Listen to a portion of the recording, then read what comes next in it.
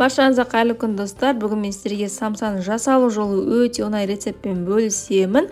Ол үшін бізге алдын ала дайындап қойған оның үстіне аздап қана тұзымызды салып, және сұйық майымызды құямыз. Сұйық май міндетті түрде иіссіз сұйық май болу қажет. Енді үстіне міндетті түрде қайнап тұрған ыстық су болу керек, яғни кипяток болу қажет. Осыны құйғаннан кейін алдымен лопатканың көмегімен араластырып аламыз. Әрі қарай суымыз сіңгеннен кейін ары қамырымызды қолымызбен илейміз. Яғни қамырымыздың барлығын басын біріктіреміз. Қамырымыз иленгеннен кейін, яғни біріккеннен кейін осылай жұп-жұмсақ болып шығады. Біраз 15 минутқа тұндырып қоямыз. Енді дайын болған қамырымызды екі бөлікке бөліп аламыз.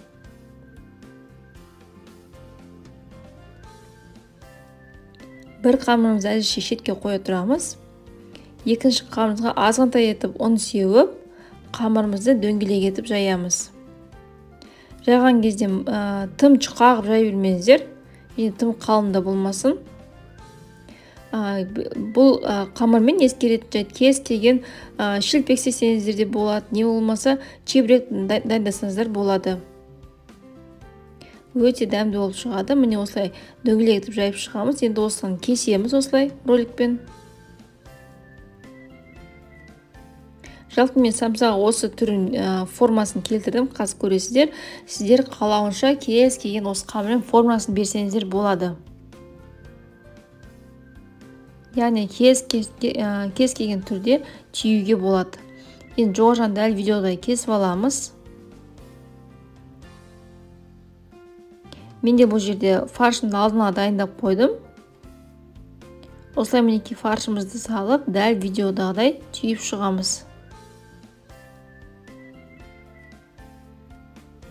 Аяқ жағы артық қалса, түбіне кейін қарай қайырып жібереміз.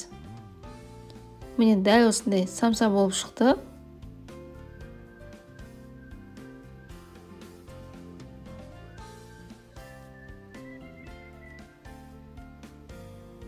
Азғантай фаршымызды салып, қамырымызды түйеміз. Міндетті түрде шеттерін барын жақсылап нығыздап түйіңіздер, басыңыздар. Егер қамыр жабыспай тұрса, азғантай ұн сеуіп жеріп жабыстырсаңыздар болады. Тағы бір рет көрсетіп жіберейін. Осылай бас жағын кесіп аламыз. Фаршымызды салып, екі жағын қайырып, ортасын осылай көтеріп басамыз. Дайын болған самсаларымызды противенге салып алып, жұмыртқаның сарыуызына азғантай ғана сүт құйып, бір ас қастай сүт құйып, осылай бетіне жағып шығамыз. Бұл жер ескеретін жайт, сіздер жұмыртқаны жақпасаңыздар болады, қамырымыз өте жұмсақ, қытырлап болып шығады. Егер де жұмыртқаны жақсаңыздар, қамырымыздың беті жұмсақ болып тұрады. Міне осымен дайын, өте дәмді болып шығады. Міндетті түрде дайындап көріңіздер. Сіздерге ұнайтынына 100% сенімдімін. Астарыңыз дәмді болсын.